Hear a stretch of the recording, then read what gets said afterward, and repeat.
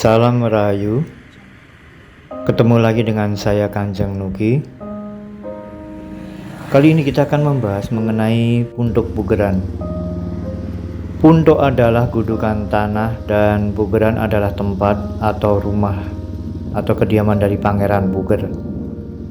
Pangeran Puger atau Raden Mas Derajat nantinya bergelar Pakubono I yang memerintah pada 1704 sampai dengan 1719, merupakan putra Amangkurat pertama dari Ratu Wetan atau Permaisuri kedua dari keluarga Kajoran yang pernah ditetapkan sebagai putra mahkota setelah Adipati Anom atau Raden Mas Rahmat diketahui membantu pemberontakan Trunojoyo. Walaupun Raden Mas Rahmat sebelumnya sudah ditetapkan sebagai putra mahkota, alih-alih status putra mahkota kembali ke Raden Mas Rahmat setelah Raden Mas Rahmat kembali membantu ayahnya Amangkurat pertama, dan Amangkurat pertama menganggap Raden Mas Derajat adalah orang Kajoran atau rombongan Panembahan Romo yang ikut menyerang bersama Trunojoyo. Berbicara tentang Pangeran Puger, kita bisa bingung harus mulai dari mana. Bisa jadi seharian kita membicarakan beliau, mengingat banyak sekali kejadian pasang surut dari perselisihannya dengan kakaknya, yaitu Raden Mas Rahmat yang kemudian bergelar Amangkurat kedua.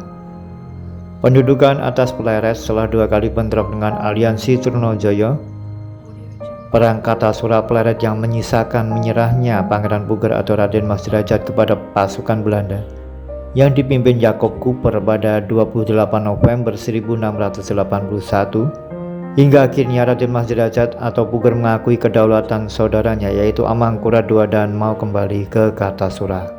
Punduk Pugeran atau Dalam Pugeran sendiri ditempati Pangeran Puger sejak pemerintahan Amangkurat II.